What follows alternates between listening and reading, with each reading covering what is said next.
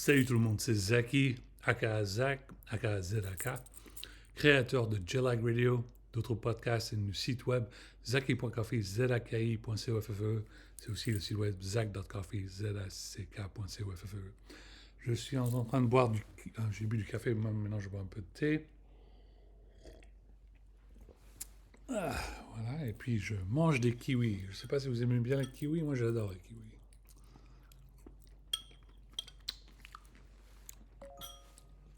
Génial. Bon, j'ai fait ma petite vidéo en français, en anglais, un peu plus tôt, et puis maintenant je vais faire une vidéo en français. Euh, je sais que vous regardez un peu les news, les faits divers, vous êtes un peu occupé pour le moment parce que j'imagine vos enfants sont pratiquement dans les vacances d'été. Alors vous essayez de vous préparer physiquement, mensuellement pour les avoir à la maison de retour pendant 3 mois, pendant tout l'été. Vous n'êtes pas sûr où aller en vacances et tout ça, mais je veux vous rappeler s'il vous plaît, un tout petit conseil. Juste regarder un petit peu la télé de ce qui se passe dans le monde, des choses graves qui s'arrivent. L'autre, l'autre semaine, il a failli y avoir une guerre qui a éclaté entre l'Inde et le Pakistan. L'Inde et le Pakistan ont failli deux puissances nucléaires ont été failli en guerre de c'est pratiquement ça allait déclencher la troisième guerre mondiale. Dieu merci, ils se sont calmés et ils ont fait un cessez-le-feu. C'était très important, c'est très important. Alors, on, on dit un grand merci à l'Inde et au Pakistan et puis de avoir de, de montrer un peu de calme dans une situation très compliquée et on sait la raison pour laquelle. C'est la chaleur. C'est la chaleur, il fait chaud. Il fait un peu chaud ici aux États-Unis. Ils ont même eu la température de presque 90 degrés dans une des villes là où j'habitais, à Modesto, Californie. 90 degrés Fahrenheit, c'est environ 40 degrés Celsius. C'est chaud si vous avez une chaleur. Si vous serez dans cette ville, vous serez chaud ou chaude. Et puis, la même température est de 2 fois plus en Inde au Pakistan. La température dans ces pays là-bas, c'est de 40 degrés Celsius presque à 45 degrés. C'est invivable. Et ils n'ont pas de la clim, il n'y a pas de, il y a pas de, il y a pas de air conditioning, il n'y a pas de climatisation. C'est complètement un truc de ouf. Et bien évidemment, les personnes qui sont dans les militaires, les généraux, les générales, ils sont très stressés, très voilà. Et puis c'est comme ça que ça a déclenché un peu pratiquement une guerre mondiale. Mais c'est très important qu'ils ont fait un cessez-le-feu. Et c'est une raison pour laquelle on veut que ce genre de behavior, comme on dit en anglais, se fasse un peu partout dans la planète. On veut que ça se calme en Ukraine. Ça n'a pas se calmer en Ukraine. Tout le monde s'est baladé en Turquie pour faire un cessez-le-feu. Malheureusement, l'enculé de Poutine a malheureusement gâché le cessez-le-feu parce qu'il a envoyé des roquettes sur Warsaw en Pologne. Maintenant, ce qui est ennuyeux en attaquant la Pologne, c'est que Poutine, au lieu de calmer le conflit, il essaie d'agrandir le conflit. Si ça se passe dans plusieurs d'autres pays, ça va continuer de plus en plus longtemps. Nous savons très bien que la guerre en Ukraine était de 3 ans. Malheureusement, maintenant, ça se gâche dans une. On marche dans la quatrième année et ça va devenir une cinquième année. Et ça, c'est la moitié d'un conflit de 10 ans. Et c'est très important de calmer ce qui se passe.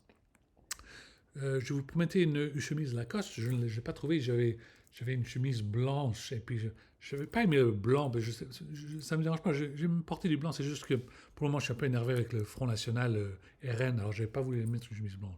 J'en avais une en rouge, mais c'est trop pour les républicains, mais elle n'était pas, je n'avais pas repassé, Iron Man, il fallait que je repasse. Alors je dis, bon, bah, je vais porter mon, ma, mon, mon maillot de euh, l'OTAN avec le drapeau de la France, et on dit clairement, il y a des choses que l'on demande, qu'on demande qui sont très importantes. Euh, Dès le départ, ce que la France, bien évidemment, demande, à ce qui se passe dans la situation Israël-palestinienne, les Gazaouis, il faut absolument les aider, c'est très important. Ces camions d'aide, humanitarian aid, doivent passer la frontière. Ce que Netanyahou les arrête, c'est vraiment ennuyeux, c'est vraiment compliqué. Et puis, ça vraiment, ça stresse le monde là-bas. Il y a de plus en plus de morts et c'est encore de plus en plus dangereux.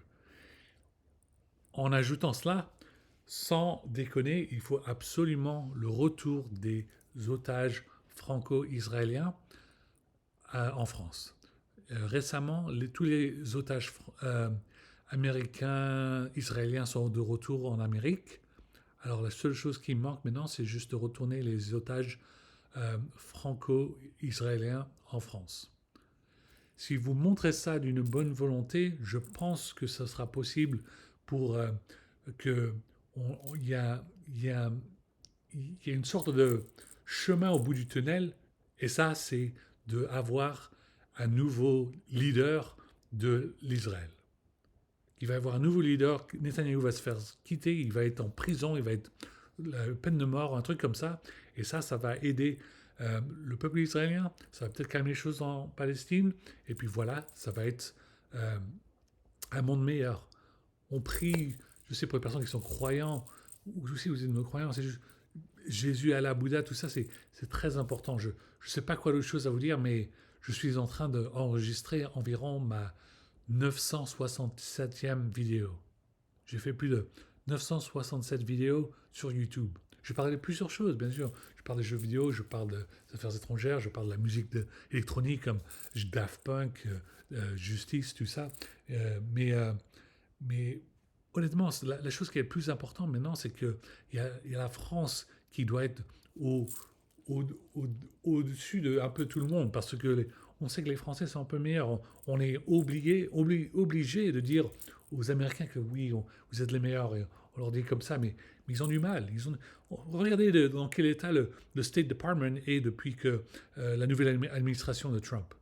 Et ils ne savent pas quoi ce qu'ils font. Regardez leur Secretary of Defense. C'est un gars qui fait de la partie, qui utilise son portable entre amis sans l'utiliser de façon sécurisée. C'est vraiment, c'est un délire total. C'est un délire total. Et malheureusement, les Français se font chier. Ils en ont marre, ils ont envie de gueuler, ils ont envie d'utiliser des gros mots, mais malheureusement, face à la télévision, on ne peut pas dire putain, merde, fais chier. On ne peut pas.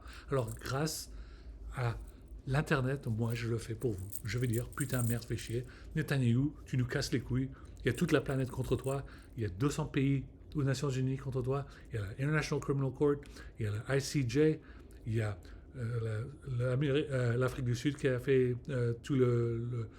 la loi contre toi. Il y a toutes les mafias du monde, il y a toutes les polices du monde, Interpol, Red Notice. Il y a pratiquement tout le monde contre Netanyahou et Mossad, IDF, tout ça. Il faut absolument qu'ils se calment et il faut qu'il y ait la paix une fois pour tous dans Israël-Palestine. C'est le moment que le monde attend. Millions de personnes dans les rues.